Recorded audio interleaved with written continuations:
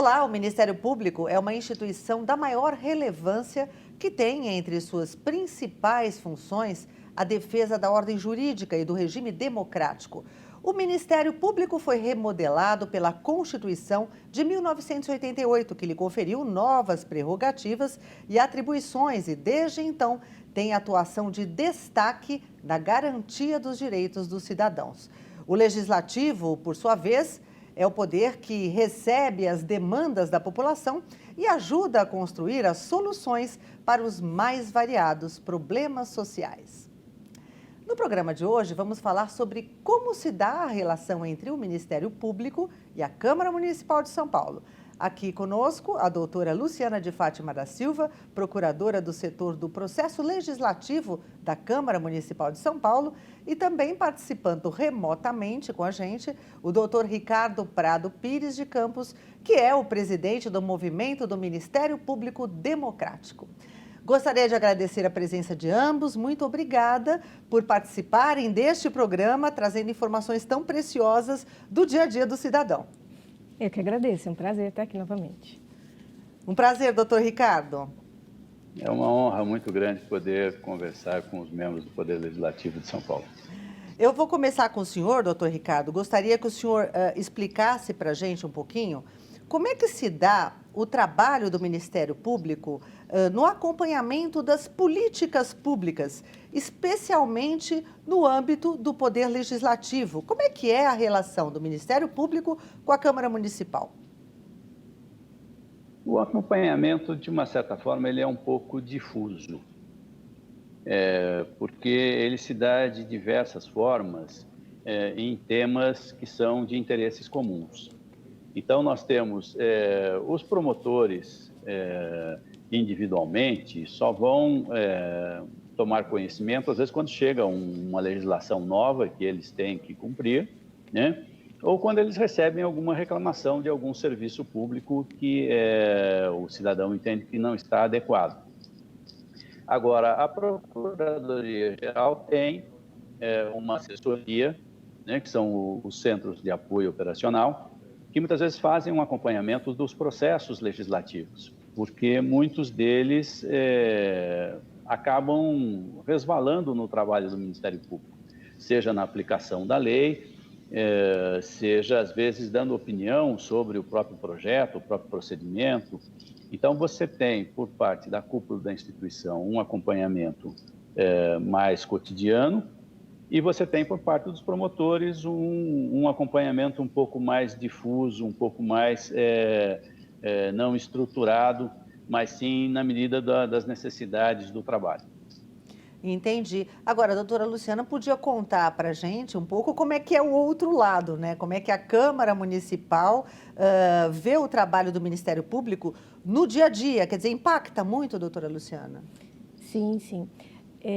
Aqui, como o doutor Ricardo colocou, né, o Ministério Público acompanha o processo legislativo, temas muito assim de direito urbanístico, de plano diretor, assuntos que são mais relevantes, que têm maior destaque, são acompanhados muito de perto, né? Então, a gente sempre recebe ofícios requisitando informações, documentos, ou então mesmo da prática administrativa da casa, no âmbito da administração, a gente também costuma receber ofícios solicitando informações, mas esse acompanhamento de leis que impactam mais a sociedade é feito bem de perto, né?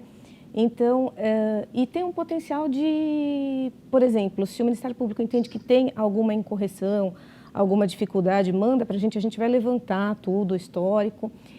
E, eventualmente, se o MP recorrer a alguma medida judicial, pode até paralisar o processo legislativo. Então, é uma atuação muito importante que a gente acompanha muito de perto, procura sempre responder fundamentadamente. Se for o caso, marcar uma reunião, ter um diálogo para prevenir desgastes desnecessários, né? Então, a gente sempre procura ter um relacionamento bem próximo desse acompanhamento. Aproveitando, até gostaria que a senhora complementasse de como é que é o trabalho da Procuradoria com relação a essas demandas do MP. Como é que é esse processo, como tudo começa? Sim. Vocês recebem uma demanda e, a partir daí, o que acontece exatamente? Quando é uma demanda relacionada a uma questão institucional, né, da casa, porque existem situações que é mais para o lado do vereador, que é o vereador, o gabinete, que vai ter que fazer essa resposta. Então, é o gabinete. Quando é uma questão institucional, a Procuradoria ela vai fazer todo o levantamento, né? Vai ver se o projeto, em que estágio que ele está, se teve parecer de comissão, audiência pública, vai reunir todo esse material. Se tiver alguma, realmente a gente achar que tem alguma incorreção, algo que precisa ser ajustado, nós vamos dar essa orientação para a mesa, para os vereadores pertinentes, né? Ou ao contrário, a gente vai fazer a informação toda, prestar para o Ministério Público, acompanhar, sempre no sentido de fornecer o maior subsídio possível para otimizar o nosso trabalho, né? O trabalho parlamentar, na verdade. Mas a maioria das demandas seriam quais, doutora? A maior parte é em relação ao acompanhamento dos projetos mesmo. Por exemplo, os projetos de lei que versam sobre direito urbanístico demandam participação popular. Então, se de repente o Ministério Público recebe uma representação de que não está tendo essa participação popular, que não foi ouvido o Conselho Gestor, então sempre nesse sentido.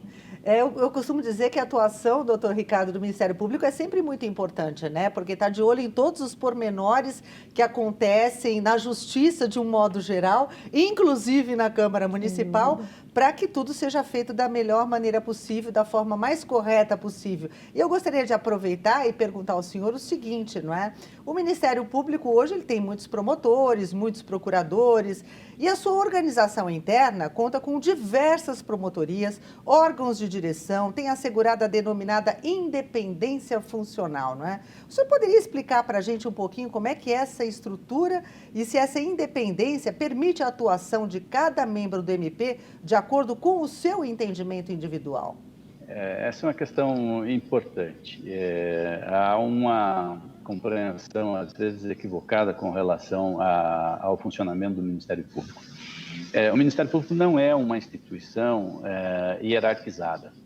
Ela não funciona, por exemplo, nos moldes das polícias, nos moldes do Exército, né, onde você tem uma hierarquia muito rígida, né, e os órgãos inferiores têm que obediência irrestrita aos órgãos da administração superior. O Ministério Público, na verdade, tem uma organização muito parecida até com o Poder Legislativo. Por quê?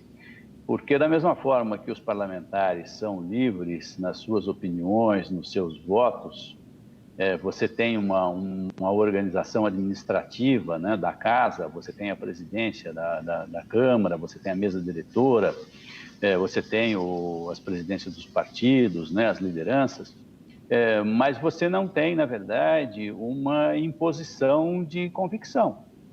Quer dizer, cada parlamentar é senhor do seu mandato, entendeu? Né? Das suas opiniões, das suas palavras, dos seus votos.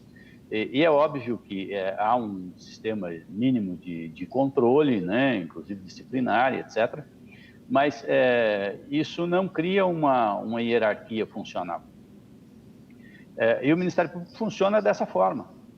Cada promotor, cada procurador de justiça, na verdade, ele tem exatamente a independência funcional para realizar o seu serviço da melhor maneira possível. Mas quem decide como fazer é o próprio promotor, o próprio procurador. Então, nós temos os órgãos de administração superior, né, o procurador-geral, a procuradoria-geral, que é o chefe da instituição. Nós temos o corregedor, a figura do corregedor, no caso de São Paulo hoje é uma corregedora, que faz a fiscalização do serviço, do cumprimento das obrigações funcionais dos membros. Nós temos 2 órgãos colegiados, que são os nossos órgãos deliberativos, né, que são o Conselho Superior e o órgão especial, que são os nossos correspondentes ao Legislativo, né, que fazem a nossa organização interna. Mas nenhum desses órgãos da administração superior, na verdade, impõe opinião aos promotores e aos procuradores. Eles definem as linhas mestras, às vezes, quais são os objetivos, mas quem decide, né, a forma de cumprimento e o que vai fazer nesse ou naquele processo é sempre o promotor e o procurador com absoluta autonomia, com absoluta independência. Né? E isso que muitas vezes gera incompreensão, né? Acham que o Ministério Público deveria ter uma voz só, né? E não é. O Ministério Público, na verdade, é formado por muitas vozes E isso, na verdade, não é um problema. Isso, de certa forma, é grande parte da riqueza da instituição, como é do parlamento. É a diversidade e a possibilidade de você ter opiniões diferentes. Se alguém cometer erro, você tem recursos, né? Você tem instâncias superiores, entendeu? E eles vão sendo corrigidos. Lógico que dá um certo trabalho, mas existem mecanismos de correção, né, para que você tenha um mínimo de direcionamento também para as demandas todas. Tá ótimo, obrigada pelas explicações, doutor Ricardo. Muito interessante e dá também uma boa ideia para as pessoas entenderem como é que é o funcionamento do Ministério Público. O Legislativo do Futuro vai para um rápido intervalo e já já voltamos com muito mais para você. Até já.